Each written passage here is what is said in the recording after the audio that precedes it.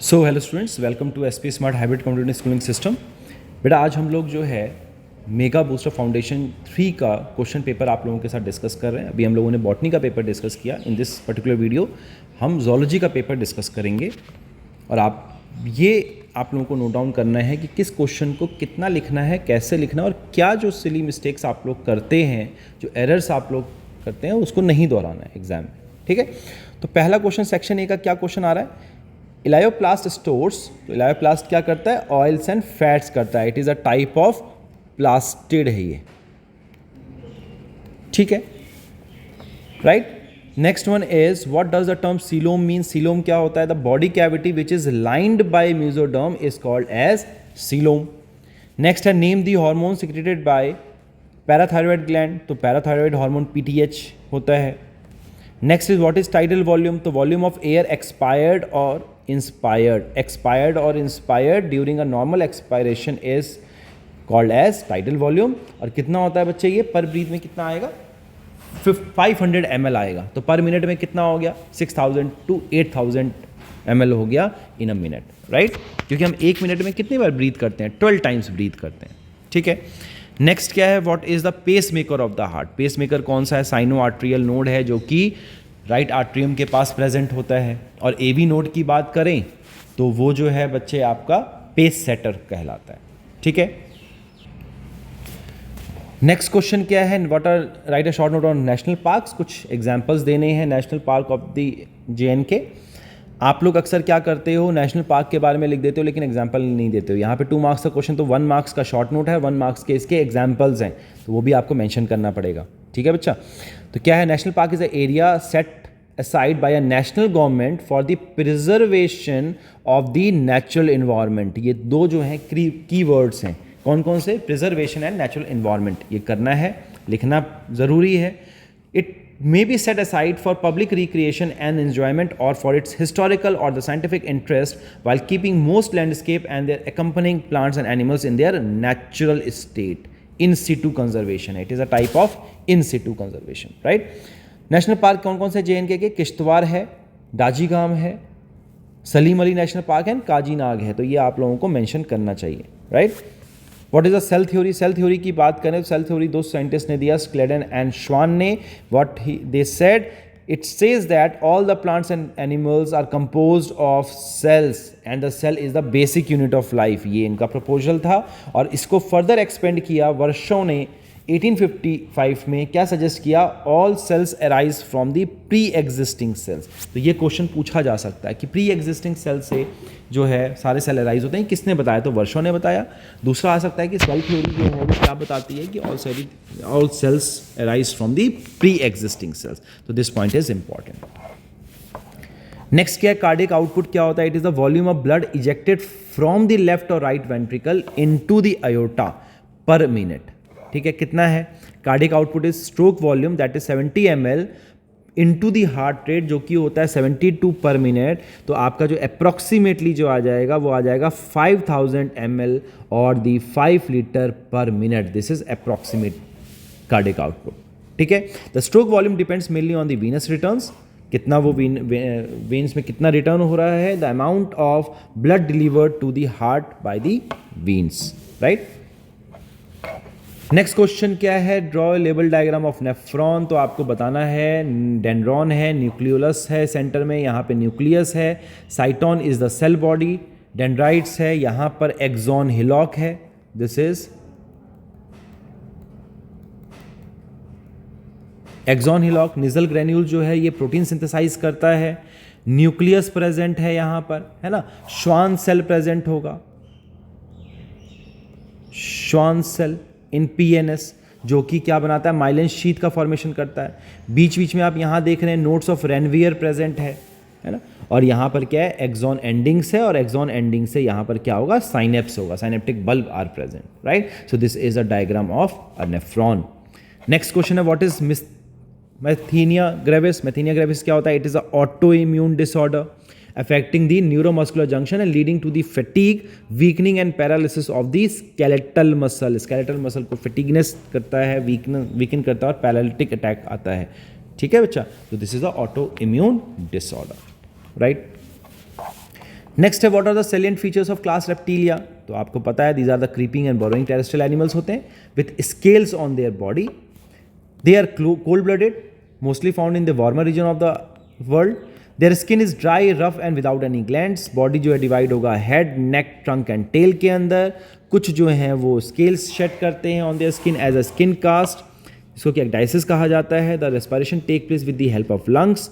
School कैसा है, monocondylic है। लिम्स में और may not be present, present भी हो सकता है, जैसे कि जब जो स्नेक्स हैं they are limbless, right. Crocodiles they got the limbs, right. If they have limbs they are two pairs, pentadactyl limbs each bearing claws. Snake do not have the limbs.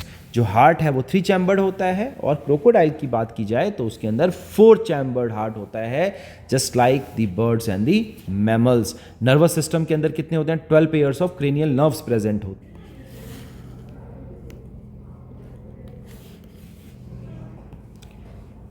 तो देखेंगे यहाँ पे जो डायग्राम दिया गया, it is a diagram of synapsis. यहाँ पे देखिए आपका साइनेप्टिक क्लेफ्ट है जहाँ पे 2 साइनेप्स हो रहा है। इससे पहला जो होगा वो प्री साइनेप्टिक टर्मिनल है, दूसरा जो है वो पोस्ट साइनेप्टिक टर्मिनल है जहाँ पे साइनेप्टिक बल्ब जो है, नॉब्स जो है आपस में ज्वाइन होती हैं, ठीक है।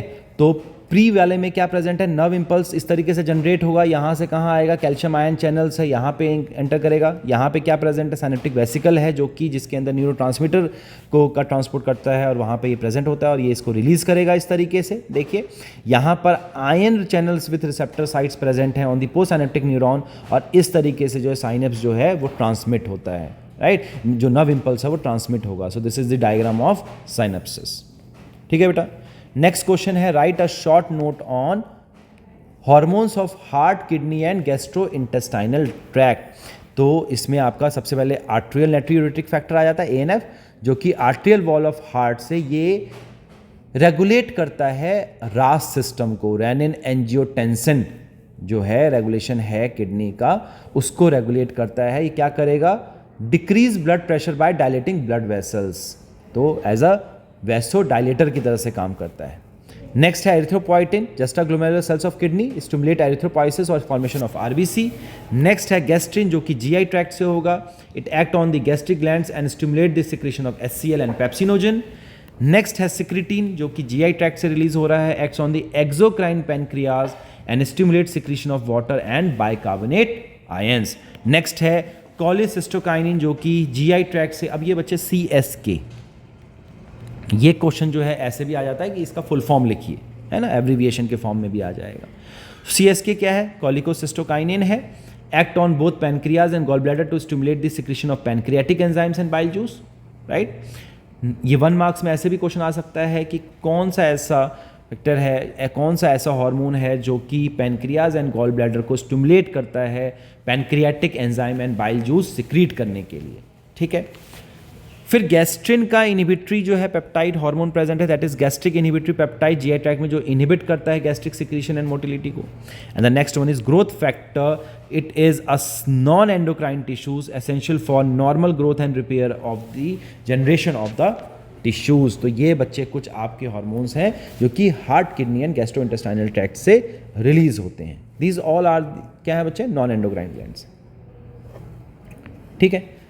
नेक्स्ट अगर आप देखिए तो नेक्स्ट जो लॉन्ग क्वेश्चन पूछा जा रहा है वो बोला जा रहा है explain cell cycle, define different phases of the interphase. तो सेल साइकिल आप लोगों को पता है, it is a repeating series of events that include growth, DNA synthesis and cell division. तो आप लोगों को पता है कि जो सेल डिवीजन है उसके अंदर इंटरफेज होता है और डिवीजन, सेल डिवीजन फेज होता है। Cell division phase is called as mitosis और मियोसिस, राइट। और जो कि जिसके अंदर क्या होगा बच्चे, कैरियोकाइनेसिस होगा फॉलोड बाय द साइटोकाइनेसिस, और उसके बाद आता है interphase, right. So cell has several phases, mitotic phase includes both mitosis and cytokinesis. This is when the nucleus and then cytoplasm divides. The other 3 phases are G1, S and G2 phase. ये सारे के सारे किस में group होते हैं, interphase के अंदर। सबसे पहले G1 फेज आ जाता है। तो इस फेज में क्या होगा, अंडरगो रैपिड ग्रोथ होगा, परफॉर्म इट्स रूटीन फंक्शंस। इसमें biosynthetic and metabolic activities of the cell occurs at the high rate. Amino acid का सिंथेसिस होगा and thousand of millions of proteins that are required by the cell occur during this phase. Protein produced include those needed for the DNA replication, वो protein form होते हैं जो DNA replication के लिए form हो रहे हैं। और अगर ये सेल ना डिवाइड हो तो ये किस में जा चला जाता है? If a cell is not dividing the cell enter the G naught phase from this phase, जिसको कि हम क्यूजेंट फेज भी कहते हैं, है ना। जी नॉट फेज क्या है? It is the resting phase where the cell has left the cycle and has stopped dividing. तो यहां पर क्या होता है? नॉन डिवाइडिंग सेल जो होते हैं बच्चे वो जी नॉट में एंटर कर जाते हैं। किससे? G1 से एंटर कर जाते हैं। ठीक है, तो अब ये लॉन्ग पीरियड ऑफ टाइम के लिए इनडेफिनेटली भी हो सकते हैं और जब इनकी जरूरत होगी तो वो वापस भी आ सकते हैं। ठीक है बेटा। नेक्स्ट है सिंथेसिस फेज। सिंथेसिस फेज क्या है? Dividing cells enter the synthesis phase from the G1 for two genetically identical daughter cells to be formed the cells DNA must be copied through the DNA replication। तो question आ जाता है कि DNA replication कहाँ पे होगा? Cell cycle के S phase में होगा, सिंथेसिस फेज के अंदर होगा। ठीक है, these new strands then hydrogen bond to the template strand and two double helices are the formed। During this phase the amount of DNA in the cell has effectively doubled through the cell remains in the diploid। Cell जो है वो diploid stage में ही है, लेकिन जो number जो है, amount जो है वो डीएनए का वो डबल हो जाता है, ताकि जो मदर सेल है वो इक्वली डिस्ट्रीब्यूट कर सके equal amount of DNA in the upcoming to daughter cells, right. Next है ग्रोथ फेज 2, G2 फेज। इसको हम गैप 2 फेज कहते हैं। शॉर्ट एंड ग्रोथ पीरियड है। इसमें ऑर्गेनल्स रिप्रोड्यूस होते हैं, मैन्युफैक्चर्स होते हैं। Part necessary for mitosis and cell divisions are made during G2 phase including microtubules used in the mitotic spindle। ये सब कहाँ पे फॉर्म होंगे? ये सब G2 फेज के अंदर फॉर्म होंगे। तो यहाँ पे बच्चा ये आपको सेल साइकिल दिख रहा है। This is the mitosis phase, जिसमें कि आपका क्या होगा? Prophase, metaphase, anaphase, telophase. और ये फेजेस होने के बाद क्या होगा? साइटोकाइनेसिस होगा। यहाँ से G0 फेज में एंटर करता है, जिसमें कि cellular content excluding the chromosomes are duplicated. अगर किसी सेल को ज़रूरत नहीं है तो वो G0 फेज में चला जाएगा, सेल साइकिल अरेस्ट हो जाएगा। अगर ज़रूरत है तो वो फिर दोबारा से एंटर कर जाएगा और वह यहाँ से एंटर करेगा S फेज। तो 46 chromosome is duplicated by the cell, DNA replication होगा। और G2 फेज में the cell double checks for the duplicated chromosomes for error making any needed repair. तो डीएनए रिपेयर कहाँ हो रहा है? G2 स्टेजेस के अंदर हो रहा है। नेक्स्ट क्वेश्चन जो बच्चे और में आ रखा है, ये क्वेश्चन है लिपिड्स के स्ट्रक्चर के बारे में। तो लिपिड्स जो है, सिंपल लिपिड्स हमारे पास और कॉम्प्लेक्स लिपिड्स है। सिंपल लिपिड्स में फैट्स आ जाता है, it is the ester of fatty acids and glycerol. Oil are fats in the liquid stage. Waxes ester of the esters of the fatty acids with high molecular weight monohydric alcohols. ठीक है बच्चे, तो ये fats हैं, ये simple lipids के अंदर आता है। अगर सिंपल लिपिड्स को बोला जाए तो क्या है? ये asters of fatty acid with various alcohol, glycerol के साथ उसके फैटी एसिड्स बनते हैं। कॉम्प्लेक्स लिपिड्स के अंदर फॉस्फोलिपिड्स आ जाता है, ग्लाइकोलिपिड्स आ जाता है, अदर कॉम्प्लेक्स लिपिड्स आ जाते हैं। ठीक है, इसमें फॉस्फोलिपिड्स में क्या होगा?